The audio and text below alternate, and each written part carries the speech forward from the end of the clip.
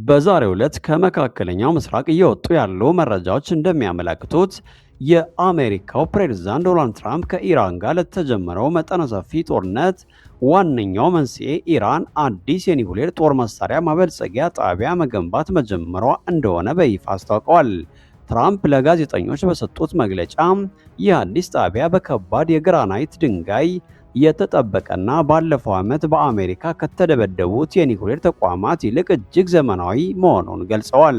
ይህን እርምጃ ባልወስድ ኖሮ ኢራን መላውን መካከለኛው ምስራቅ ትቆጣጠር ነበር ያሉት ፕሬዝዳንቱ ጦርነቱ በታቀደለት ጊዜ እየተከናወነ መሆኑና አሁን ላይ የኢራን ባህር ኃይል፣ አየር ኃይልና የመገናኛ ዘዴዎች ሙሉ በሙሉ መውደማቸውን ፕሬዝዳንት ትራምፕ ተናግረዋል። ሆኖም ግን በትምህርት ቤት ላይ ለደረሰውና የ165 ልጃገረዶችን ሕይወት ለቀጠፈው የሚሳኤል ጥቃት አሜሪካ ተጠያቂ መሆኗን ተጠይቀው ትራምፕ በሚገርም ሁኔታ ኢራንም ራሷ ቶማሃውክ የሚባል የአሜሪካ ሚሳኤል አላት በማለት ምላሽ ሰጥተዋል።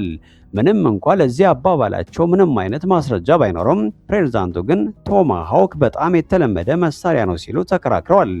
በሌላ በኩል በኢራን መዲና ቴህራን ውስጥ ከ20 በላይ ከባድ ፍንዳታዎች የተሰሙ ሲሆን ከተማዋ በከባድ ጭስና ድቅድቅ ጨለማ ውስጥ ትገኛለች።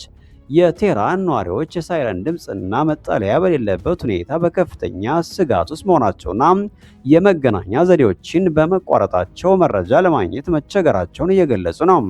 በዚህ ዕለት የኢራኑ የበላይ መሪ አያቶላ አሊ ካሜኒ በአሜሪካና በእስራኤል ጥቃት መገደላቸውን ተከትለው ልጃቸው ሙጅታባ ካሜኒ ተተኪ ሆነው መመረጣቸውን ትራምፕ ተችተዋል። ይህ በእንዲህ እንዳለ ኢራን በእስራኤል ላይ በቀን ውስጥ 12 ጊዜ የሚሳኤል ጥቃቶችን የሰነዘረች ሲሆን በእስራኤል በደረሰ ጥቃት የሟቾች ቁጥር 11 ደርሷል። ከሊባኖስ በኩል ደግሞ ሂዝቦላ በእስራኤል ላይ ሮኬቶችን እየተኮሰ ነው። የቡድኑ መሪዎች በጥፍራችንና በጥርሳችን እንዋጋለን በማለት ዛቻቸውን ቀጥለዋል።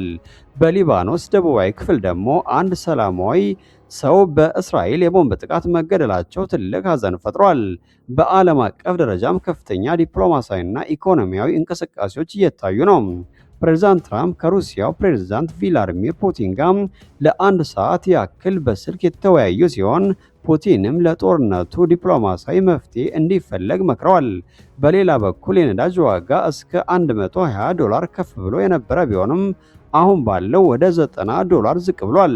የአውሮፓ ህብረት የኢኮኖሚ ባለሙያዎች ግን ጦርነቱ የሚቀጥል ከሆነ ዓለም ወደ ከፋ የኢኮኖሚ ውድቀት ልታመራ እንደምትችል አስጠንቅቀዋል። በአሜሪካ ውስጥም የነዳጅ ዋጋ 20 በመቶ በመጨመሩ ህዝቡ ላይ ቅሬታ እየፈጠረ ይገኛል። የሴኔት ዲሞክራቶችም የትራምፕ አስተዳደር ስለ ጦርነቱ ግልጽ የሆነ የህዝብ መድረክ እንዲያዘጋጅና ጦርነቱ ያለ ኮንግረሱ ፈቃድ እንዳይቀጥል እየተጫኑ ነው። በቀጠናው የሚገኙ ሀገራትም ስጋት ውስጥ መሆናቸው ተዘግቧል። ሳውዲ አረቢያ ወደ ነዳጅ ማውጫዎቿ የተኮሱ 12 ድሮኖችን መታ መጣሏን ስታስታውቅ ኩዌትም በጎረቤት ሀገር ኢራን ጥቃት እንደተሰነዘረባትና ሚሳኤሎችን መታ ማክሸፏን ገልጻለች። በሰብአዊ ዘርፍ ደግሞ የአውስትራሊያ መንግስት በሀገሪቱ ጉብኝት ላይ ለነበሩም 5 የኢራን ሴት እግር ኳስ ተጫዋቾች የጥገኝነት መብት ሰጥተዋቸዋል። የአሜሪካው ፕሬዝዳንት ዶናልድ ትራምፕ በፍሎሪዳ በሚገኘው ዶራር በሚባል የራሳቸው የጎልፍ ክለብ በሰጡት ድንገተኛ መግለጫ ባለፉት 10 ቀናት በኢራን ላይ ሲካሄድ የነበረው መጠነ ሰፊ ጦርነት በጣም በቅርቡ እንደሚጠናቀቅ በይፋ አስታውቀዋል። ፕሬዝዳንቱ ይህንን ጦርነት አጭር የጉዞ ጉብኝት በማለት የጠሩ ሲሆን ጦርነቱ ከተጀመረ ከየካቲት 28 ቀን እንደ አውሮፓውያኑ አቆጣጠር 2026 ጀምሮ አሜሪካና እስራኤል በጋራ በመሆን በኢራን ውስጥ 5000 የሚሆኑ ስትራቴጂክ ኢላማዎችን መምታታቸውን በኩራት ገልጸዋል። እንደ ትራምፕ ገለጻ በእነዚህ ጥቃቶች የኢራን የድሮንና የሚሳኤል የማምረት አቅም በእጅጉ የተዳከመ ሲሆን አሁን ላይ የሀገሪቱ የሚሳኤል አቅም ከ10 በመቶ በታች መውረዱን ተናግረዋል። ጥቃቱ የተሰነዘረው በኢራን የኒውክሌር ጣቢያዎች፣ የነዳጅ ማጣሪያዎች፣ የጨው ውሃን ወደ ንጹህ ውሃ የሚቀይሩ ፋብሪካዎችና ሌሎች ወሳኝ መሰረተ ልማቶች ላይ መሆኑ የሀገሪቱን ኢኮኖሚ ለከፋ ውድቀት ዳርጎታል። ትራምፕ አክለውም የኢራኑ የበላይ መሪ አያቶላ አሊ ካሜኒ መገደልን ተከትሎ ልጃቸው ሙጅታባ ካሜኒ አዲስ መሪ ሆኖ መሾሙን አስመልክቶ ያላቸውን ቅሬታ የገለጹ ሲሆን እስራኤል ግን ማንኛውም አዲስ የሚሾም የኢራን መሪ በግድያ እንደምታስወግድ በይፋ አስጠንቃለች። በሌላ በኩል ይህ ጦርነት በዓለም አቀፍ የነዳጅ ገበያ ላይ ከፍተኛ ድንጋጤ የፈጠረ ሲሆን የብሬንት ድፍድፍ የነዳጅ ዋጋ በአንድ ወቅት $119 ደርሶ ተመዝግቧል። ኢራን በሆርሙዝ ወሽመጥ በኩል የነዳጅ መርከቦችን እንቅስቃሴ ለማደናቀፍ የምታደርገውን ሙከራ አስመልክቶ ትራምፕ ሲናገሩም አሸባሪው አገዛዝ ዓለምን እንደ ታጋች እንዲይዝ አልፈቅድም በማለት ኢራንን መተላለፊያውን ለመዝጋት ካሰበች አሁን ካለው በበለጠ እጅግ አስከፊና ከባድ ጥቃት እንደሚሰነዘርባት አስጠንቀዋል። በተጨማሪም አሜሪካ በባሕረ ሰላጤው ለሚንቀሳቀሱ መርከቦች የፖለቲካ ስጋት መድህን እንደምትሰጥና አስፈላጊ ከሆነ በወታደራዊ መርከቦች ታጅበው እንዲጓዙ እንደምታደርግ ገልጸዋል። ፕሬዝዳንት ትራምፕ ከሩሲያው መሪ ቪላዲሚር ፑቲን ጋር በስልክ መወያየታቸውን የጠቀሱ ሲሆን ፑቲን በመካከለኛው ምስራቅ ያለውን ግጭት ለማርገብ እርዳታ ለማድረግ ፍላጎት እንዳላቸው ቢገልጹም ትራምፕ ግን ለእኛ ትልቁ እርዳታ የዩክሬንን ጦርነት ማቆም ነው የሚል ምላሽ እንደሰጧቸው በይፋ ተናግረዋል። ሩሲያ ለአዲሱ የኢራን መሪ የእንኳን ደስ አለው መልእክት ብታስተላልፍም ትራምፕ ግን አዲሱ አመራር ለኢራን ሕዝብም ሆነ ለዓለም ሰላም ምንም አይነት ለውጥ እንደማያመጣ ገልጸዋል። በመጨረሻም ፕሬዝዳንቱ እንደተናገሩት የአሜሪካና የእስራኤል የጋራ ጥቃት ባይሰነዘር ኖሮ ኢራን የኒውክሌር መሳሪያ ባለቤት ትሆን እንደነበርና እስራኤልም ከምድረገጽ ትጠፋ እንደነበር በመግለጽ ጦርነቱ አስፈላጊና ስትራቴጂካዊ መሆኑን በድጋሜ አረጋግጠዋል።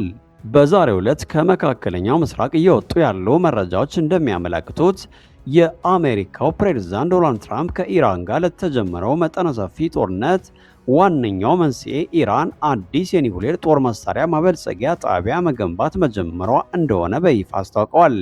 ትራምፕ ለጋዜጠኞች በሰጡት መግለጫ ይህ አዲስ ጣቢያ በከባድ የግራናይት ድንጋይ የተጠበቀና ባለፈው ዓመት በአሜሪካ ከተደበደቡት የኒውክሌር ተቋማት ይልቅ እጅግ ዘመናዊ መሆኑን ገልጸዋል።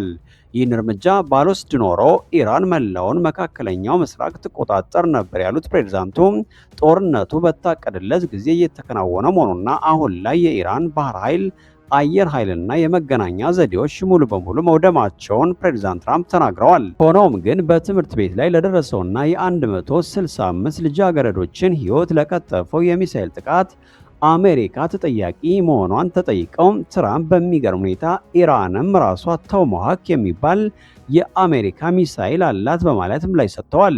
ምንም እንኳን ለዚህ አባባላቸው ምንም አይነት ማስረጃ ባይኖርም ፕሬዝዳንቱ ግን ቶማሃውክ በጣም የተለመደ መሳሪያ ነው ሲሉ ተከራክረዋል። በሌላ በኩል በኢራን መዲና ቴህራን ውስጥ ከ20 በላይ ከባድ ፍንዳታዎች የተሰሙ ሲሆን ከተማዋ በከባድ ጭስና ድቅድቅ ጨለማ ውስጥ ትገኛለች።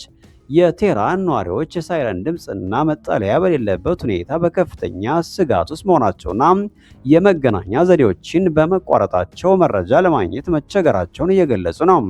በዚህ ዕለት የኢራኑ የበላይ መሪ አያቶላ አሊ ካሜኒ በአሜሪካና በእስራኤል ጥቃት መገደላቸውን ተከትለው ልጃቸው ሙጅታባ ካሜኒ ተተኪ ሆነው መመረጣቸውን ትራምፕ ተችተዋል።